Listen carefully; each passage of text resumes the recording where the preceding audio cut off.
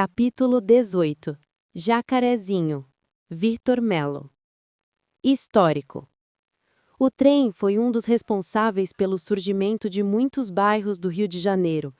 Implantado a partir dos anos 1850, a princípio perspectivado centralmente para incrementar o transporte de mercadorias, logo também passou a servir ao trânsito de pessoas, multiplicando-se o número de estações e os percursos férreos.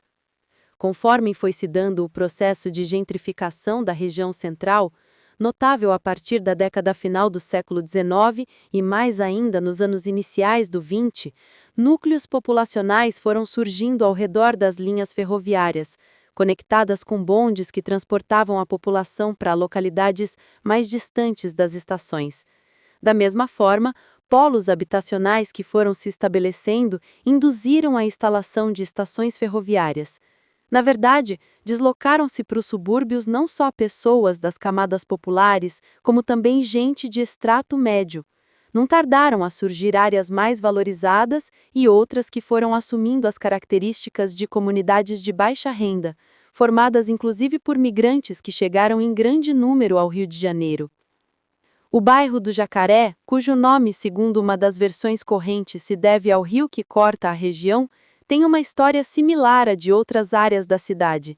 As terras que depois da chegada do colonizador europeu pertenciam aos jesuítas foram fracionadas quando de sua expulsão em 1759. Até 1783 eram parte da freguesia de Inhaúma, passando a integrar a freguesia do Engenho Novo. Passaram a ser ponteadas de fazendas e engenhos, depois chácaras e sítios. Existem evidências de que houve nos arredores áreas ocupadas por escravizados em fuga. No decorrer do tempo, as terras foram loteadas, processo que se intensificou com a passagem da linha férrea. De tempos mais recentes, são reconhecidos nomes como os de Paim Pamplona e Adriano Müller como responsáveis por ações primordiais de urbanização. No Jacaré, ao processo, que havia se acelerado na década final do século XIX com a instalação da estrada de ferro Melhoramentos do Brasil, intensificou-se ainda mais a partir da transição das décadas de 1910 e 1920, com a instalação de um parque fabril na zona da Leopoldina, na Avenida Suburbana e nos arredores do Meier. A tendência se acentuou ainda mais nos anos 1960, no governo de Carlos Lacerda, Guanabara, 1960-1965, quando houve incentivos para constituir uma área industrial na região. A ideia deu certo, mas interferiu profundamente nas características da área. Progressivamente, cresceu o número de moradores que se instalaram numa chácara, depois conhecida como Fazenda Velha. Esse foi o núcleo inicial do Jacarezinho. Os invasores dos anos 1920, como eram chamados os pioneiros, que tiveram que enfrentar várias pressões de antigos proprietários, a partir da década de 1940, viram chegar operários, algumas vezes ocupando áreas industriais limítrofes que depois se integraram à favela. Houve graus diversos de envolvimento das indústrias com a vida da comunidade do Jacarezinho, em especial da grande fábrica da General Electric. Ainda assim, na história da favela, cuja peculiaridade apontada por estudiosos é ter se estabelecido como uma localidade operária, processos de grilagem foram usuais e, como de costume, tensos e violentos. Na mesma medida, houve diversas tentativas de remoção de moradores por parte de entes privados e do poder público. A partir dos anos 1940, tais processos desencadearam processos de resistência por parte dos moradores, em articulação com parlamentares, religiosos e outros grupos da sociedade civil. Tratava-se não só de enfrentar as tentativas de expulsão ou cobrança irregular, como também de buscar conquistas infraestruturais para a comunidade. O Jacarezinho teve assim vários fluxos de crescimento, em alguns momentos se conformando como uma das maiores favelas do Rio de Janeiro. Além disso, ao seu redor surgiram outras comunidades de baixa renda de menor porte. Segundo o Instituto Pereira Passos, atualmente o complexo é formado por Jacarezinho, Tancredo Neves, Carlos Drummond de Andrade, Praça Marimbá e Rua Matinoré. Vila Matinoré e Vila Jandira. De acordo com a instituição, no Jacaré se encontram ainda a antiga Company, Comunidade do Adonis, Engenheiro Moás 910, Vila da Rua Viúva Cláudio e Parque Marlene. Em 1992, o Jacarezinho foi oficializado como bairro separado do antigo Jacaré. O quadro atual é marcado pelo processo de desindustrialização que caracterizou a região a partir dos anos 1990, impactando espacial, social e economicamente a dinâmica da comunidade, inclusive por diminuir o padrão de vida que se estabelecera no tempo fabril. Além da expansão territorial, percebe-se a reconfiguração, em alguns casos dissolução, das relações entre moradores e agências que atuavam na comunidade, igrejas, sindicatos e associações de moradores. Observou-se um aumento dos níveis de violência, que, sem ser o único responsável, foi mais um problema que contribuiu para acelerar o processo de desindustrialização. Organização comunitária, gente. Até mesmo por sua característica de localidade operária, a história do Jacarezinho é marcada por grande presença de movimentos sociais de caráter político, envolvendo associação de moradores, Igreja Católica, órgãos públicos, sindicatos e partidos políticos. A comunidade era conhecida, por exemplo, pela grande atuação de militantes do Partido Comunista Brasileiro, atingidos frontalmente com o golpe de 1964. Em conjunto, ou integrando essas ações, há que se reconhecer que muitos foram os moradores ativos na defesa da comunidade frente às iniciativas de remoção ou grilagem, como também atuantes na busca por melhores condições de vida, especialmente infraestruturais. Curiosamente, contudo, a despeito de alguns indícios da década de 1960, a formação de uma associação de moradores data do ano de 1967, quando foi realizada a primeira eleição de diretoria. Tratou-se de um escrutínio bastante tenso, que contou com a inscrição de 4 chapas e participação de agências estatais na organização, inclusive do Tribunal Regional Eleitoral. A essa altura, já atuava no bairro a Fundação Leão 13, que administrava o Centro Social Carmela Dutra. Percebe-se que o Estado via de forma estratégica o Jacarezinho, uma preocupação que se relacionava tanto com o parque industrial que crescia ao seu redor, quanto com a intervenção de militantes, mesmo quando esses estavam menos aparentes em função das ações do governo ditatorial. Já considerada a maior favela do Rio de Janeiro, os dirigentes governamentais pensavam em formas de estabelecer mecanismos de controle da comunidade. A trajetória da Associação de Moradores foi constantemente marcada por tensões e polêmicas. Quem venceu o pleito de 1967 foi Manuel da Costa, ligado a uma liderança muito respeitada no Jacarezinho, o padre salesiano Nelson Carlos Del Mônaco. Alguns anos depois, contudo, houve estranhamentos com o líder religioso, que acusou a instituição de desvirtuamento do seu papel de defesa dos moradores. O padre Nelson se constituíra desde os anos 1950 em liderança por meio de suas ações junto à Igreja de Nossa Senhora da Auxiliadora, na qual participou ativamente desde a construção. Entre tantas intervenções, foi um dos responsáveis pela instalação da Escola Alberto Monteiro de Carvalho, um dos empresários que apoiou a iniciativa, mantida pela congregação em funcionamento até os dias de hoje. A despeito da grande respeitabilidade lograda, o padre Nelson também protagonizou polêmicas diversas, em especial com os grupos políticos progressistas. Por muitos, foi julgado mesmo como um reacionário. Tais embates foram mais uma faceta das tensões políticas que marcaram a trajetória da comunidade, acentuada quando parlamentares diversos passaram a atuar na localidade. Cristiane Thiago, 2007, informa que boa parte dos militantes progressistas se reunia num coletivo autodenominado Grupo Amarelo, para fugir da identificação com o vermelho que fazia alusão ao comunismo. Um dos nomes que deixou registros por sua atuação foi João Gomes Filho, morador do Jacarezinho e liderança sindical. Nos anos 1980, a princípio, ainda manteve influência notável a Associação de Moradores, que participou ativamente das ações da Federação das Associações de Favelas do Estado do Rio de Janeiro, criada em 1958. Todavia, a partir daquela década, assim como ocorreu em outras comunidades, surgiram outras lideranças organizadas em um novo modelo de atuação, as organizações não governamentais.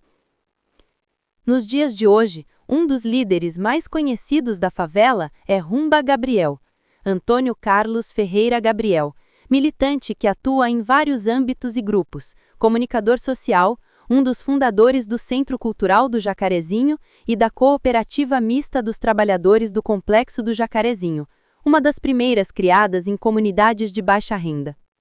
Sua trajetória bem exemplifica a dificuldade de atuação das lideranças comunitárias, até mesmo por sofrerem processos de perseguição e criminalização. Arte. Como em outras comunidades do Rio de Janeiro, no Jacarezinho foi marcante a presença cotidiana do samba, de forma espontânea ou estruturada, como lazer ou até mesmo como alternativa profissional. Aparentemente, as 3 primeiras agremiações carnavalescas foram a Escola de Samba Unidos do Morro Azul, criada em 1946, a Escola de Samba Unidos do Jacaré, surgida em 1950, conforme citado em Amanhã de 22 de março de 1950. E o bloco Não Tem Mosquito, que parece ter estreado em 1963. Segundo Humba Grande, foi graças aos esforços de Andresa Moreira da Silva, fundadora da Morro Azul, que em 1966 se uniram a essa escola e a Unidos do Jacaré, dando origem a Unidos do Jacarezinho, um dos orgulhos da comunidade, vitoriosa em muitas contendas, inclusive campeã do Grupo 3 em sua primeira participação nos desfiles em 1967. Na agremiação, já atuaram baluartes como Monarco e Barbeirinho do Jacarezinho. Este compositor é outro orgulho da comunidade. Carlos Roberto Ferreira César, Barbeirinho do Jacarezinho, desempenhou as mais diversas funções carnavalescas. Como compositor, foi parceiro e gravado por grandes nomes do samba carioca. Foi personagem atuante na Unidos do Jacarezinho, escola que segue ativa e desempenhando importante papel. Além do samba, nos depoimentos coletados por Cristiane Thiago, percebe-se que as festas religiosas e os jogos de futebol ocuparam espaço importante na comunidade do Jacarezinho. O envolvimento com o ludopédio se cruzava mesmo com a forte presença das indústrias, que promoviam campeonatos ou franqueavam seus campos. Como se pode ver no blog de Fábio Tavares, a vida esportiva do Jacarezinho não se restringia ao futebol. Houve, por exemplo, muitas corridas rústicas. Nos dias de hoje, alguns grupos de dentro e de fora da comunidade dinamizam relevantes intervenções culturais.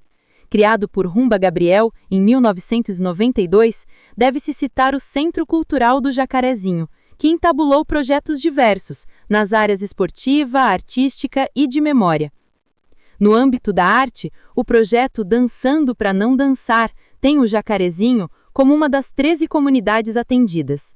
No campo do audiovisual, é notável a atuação do Instituto Decodifica, antigo laboratório de dados e narrativas da favela do Jacarezinho, criado em 2020. O grupo investe na ideia de que é necessário aprimorar a comunicação com a comunidade, fazendo uso de recursos diversos, bem como potencializar meios de ouvir seus pontos de vista e reivindicações. Além disso, procura produzir dados que expressem melhor a realidade do Jacarezinho. Também no âmbito audiovisual, o Cafuné na Laje, idealizado por Léo Lima e Alice Santos, envolve jovens na promoção de filmes e fotografias sobre a comunidade. Dinamiza ainda atividades artísticas, tendo em vista conscientizar os envolvidos para uma atuação cidadã crítica. O Jaca em Cena, desde 2021, investe na formação de jovens para atuarem com teatro e cinema. Fundado por Natália Brambila, as aulas são ministradas no Centro de Referência da Juventude do Jacarezinho, o CRJ, um projeto dinamizado por uma organização não governamental, que oferece atividades de profissionalização e de educação por meio da arte e do esporte. O Jacare Moda, criado por Júlio César da Silva Lima em 2015, foi a primeira iniciativa ligada ao tema surgida numa favela, oferecendo jovens da comunidade atividades diversas ligadas ao setor. Atualmente é chamada de Silva, uma agência de modelos e produtora de moda e comunicação. O Núcleo Independente e Comunitário de Aprendizagem, o NICA, além de um pré-vestibular comunitário, oferece atividades culturais diversas. Há também muitos projetos que atuam no âmbito esportivo, entre os quais o Jacaré Basquete, que assim se apresenta. Tem como intuito promover a prática do esporte voltado às crianças do Jacarezinho, visando oportunidades de emancipação através do exercício esportivo, proporcionando práticas pedagógicas consistentes através do basquete para que se exercite a cidadania, num espaço seguro e acolhedor para crianças e adolescentes da favela do Jacarezinho. Imagens, figura 1. Visão aérea do Jacarezinho. Fotografia colorida de uma vista aérea, mostrando uma grande e densa área habitacional no Rio de Janeiro, que é o Jacarezinho.